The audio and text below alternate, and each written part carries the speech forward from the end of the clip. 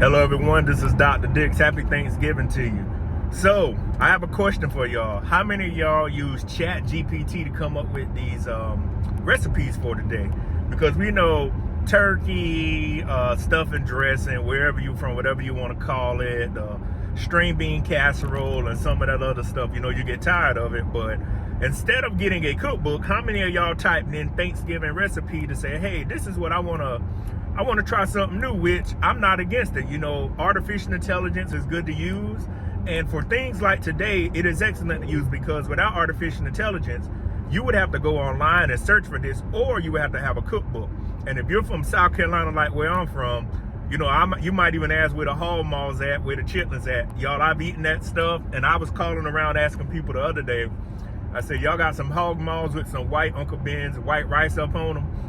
Because when my mom would cook that stuff back in the day, or, my mom passed 7 years ago, I'm trying to remember the last year she cooked it, we would eat it, and I'm going to tell y'all, that was some of the best food ever, the hog malls, because you only eat them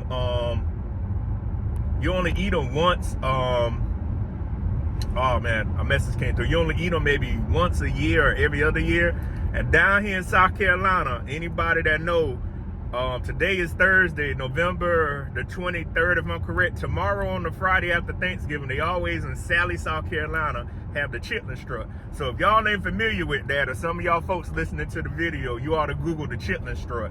For my country folks out there, I've been to it. And then in Springfield, y'all, during April of the year, we have the Fall Jump. And down in Allendale, South Carolina, we have the Cuda Festival. So for my folks out there that's country like me, there's nothing wrong with being country. When I travel places, y'all, I embrace being from South Carolina. I absolutely love it because I have a country accent. And when I travel to these places like Detroit or Miami, they'll say, oh, we could tell you ain't from around here, which is a good thing.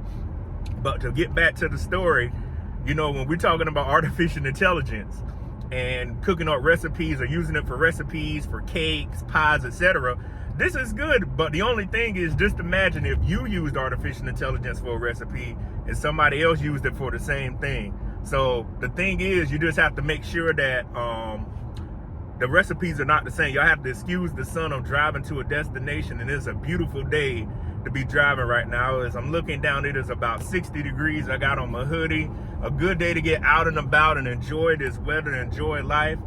But again, how many of y'all used Chat GPT for recipes? I don't see anything wrong with it. These are good positives of artificial intelligence. It could come up with recipes. It could come up with places for you to travel. Y'all know I talk about the bad things of it, eliminating jobs, but in the world we're living in now, we have a lot of people that live in what we call a microwave world. They want everything quick, fast, and in a hurry. Me, myself, I would have used it too. I'm not going to say I'm against artificial intelligence completely. It has its drawbacks, but one of the things is you just have to be careful with it. But for days like today, to come up with, a new recipe for something, or to try new food to add to the repertoire, instead of the turkey, as I was mentioning earlier, and some of the other dishes. And y'all know we all got people in our family that want to cook but can't cook. They're horrible cooks, and nobody don't want to break their heart and tell them their food is disgusting. There'll always be the eager person that say, hey, I want to bring some food. And those people's food, the family members, is always last to get. And some people get offended, but hey, this is me. I'll tell them, go use Chat GPT to come up with a new recipe or something, because if you don't, your feelings going to continue to get hurt when you come to the family get-togethers and with everything else. But make sure that you try to use Chat GPT to come up with a new recipe, because your food is disgusting. Y'all know it's people in your family like that. Somebody gonna have to break their heart.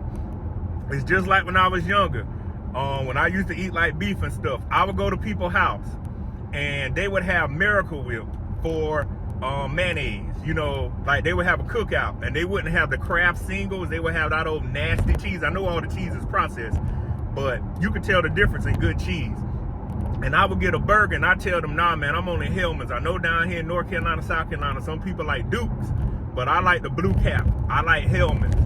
When my mom used to do potato salad or coleslaw, it was blue cap, straight Hellman's. And I've been acquired to that taste, and I like it still. So y'all enjoy this wonderful day. I just wanted to get those thoughts out because I was driving, and I thought about Chat GPT and people using it for some of their recipes or whatnot. But y'all have to mind the sun. But I'm glad the sun is out down here in South Carolina. We had a couple of clear days, so I'm glad to see the sun. But you enjoy your holiday, and I'll see you on the next video. Peace.